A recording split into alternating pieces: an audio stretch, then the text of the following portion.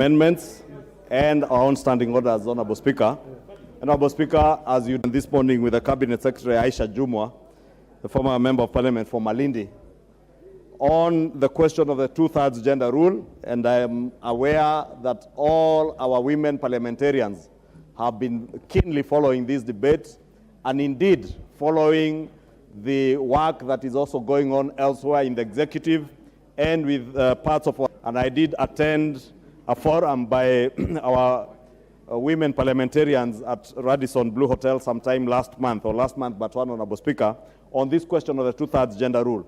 Therefore, Honorable Speaker, as much as we did even establish the ad hoc committee, I want to plead with those members under the chairmanship of Honorable Chepkonga and the other leaders in the Senate to ensure that you now embark on the real work of ensuring that the 2/3 gender rule question is now resolved and constitutionally, and also the issue of creation of the office of the leader of official opposition.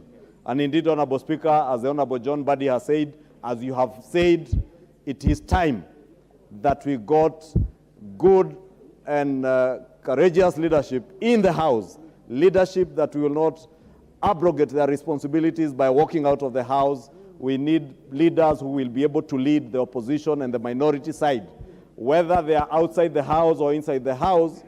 And that's why I strongly support this proposal to create the office of the leader of official opposition, Honorable Speaker, because this gives the country an opportunity to hear those alternative policies and ideas that could be alternatives to the government that is in office at any particular time. And Honorable Speaker, as many members said when they were contributing to this debate, the office of the leader of official opposition is not being created for any particular individual. This is an office that is being created for posterity, to deepen and enhance our democracy, Honorable Speaker.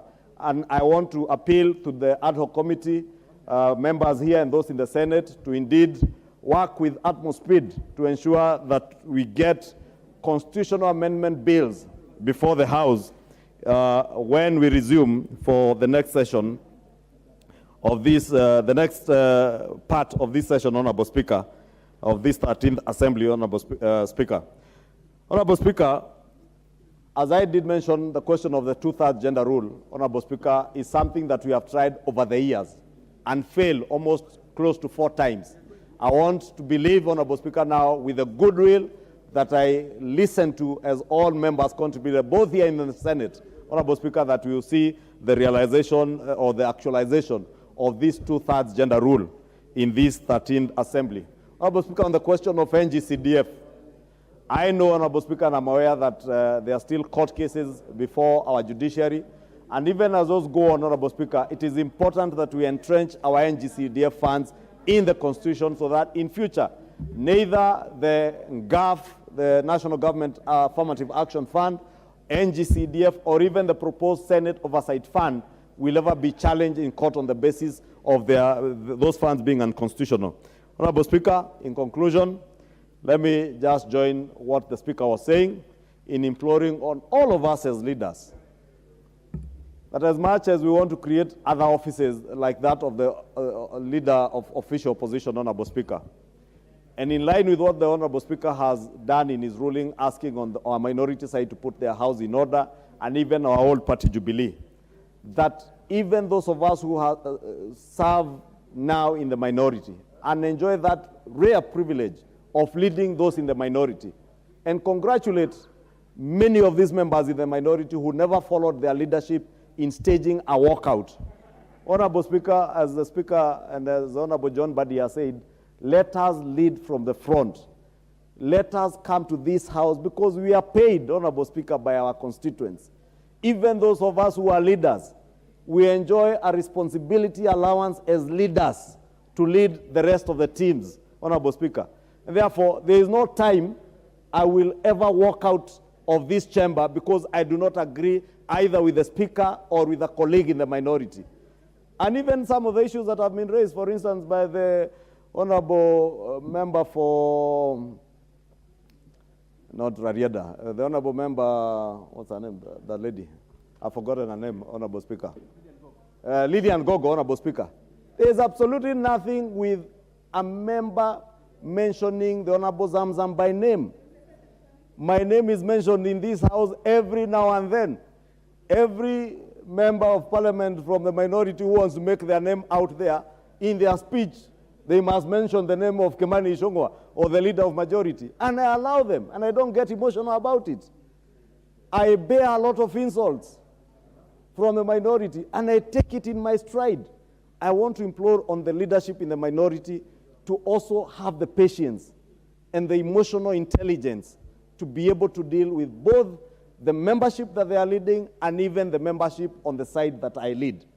And we exercise patience and that emotional intelligence to be able to decipher what is for this floor, what is for out there in the rallies, what is for the streets, and what is for the corridors of parliament. Even as we ask that we all conduct ourselves with utmost dignity, those throwing of barbs at the speaker are things that we should never entertain, Honorable Speaker.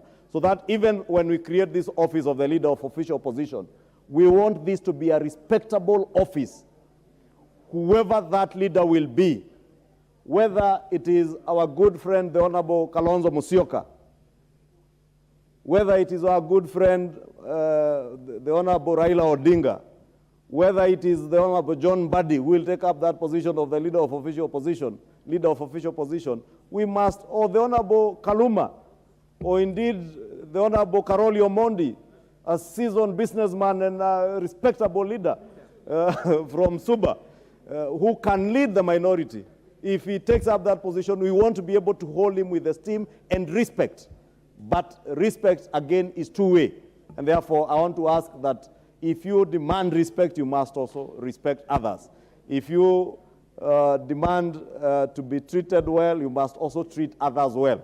And therefore, I want to pray that as we conclude this debate on this motion, as I reply, Honorable Speaker, we will have time during the recess to have the ad hoc committee. The Honorable Chepkonga did inform me that they are scheduled to sit today. And that is why I even sought the Speaker's indulgence to reorder business so that we close this debate and allow the ad hoc committee and the other interest groups that are interested in this matter to engage on all the items from NGCDF, NGAF, Senate oversight, to the leader of official opposition, to the two-thirds gender rule. And I know, Madam Speaker, you are very keen on this. You had a bill that we indeed requested you, and you are gracious enough to allow us time to be able to debate this. And I want to assure you, Madam Speaker, that we will push this ad hoc committee to see to it that we come to realize the actualization of that two-thirds gender rule. Because this House, with all the beautiful ladies here, Honorable Speaker, and many more who would join, is richer, and our democracy is richer.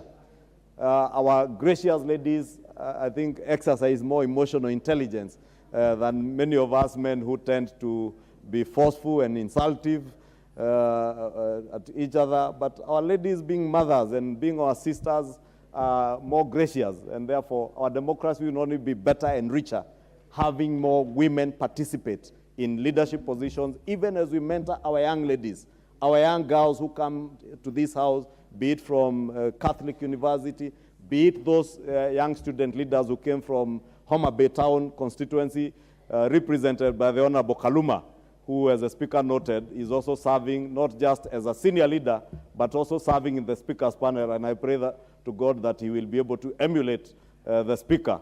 And maybe at some point in the future, he will be the first member of Parliament from Homa Bay County to serve as Speaker of the National Assembly or the Senate at some time in the future. I said National Assembly or the Senate, not Homa Bay County Assembly.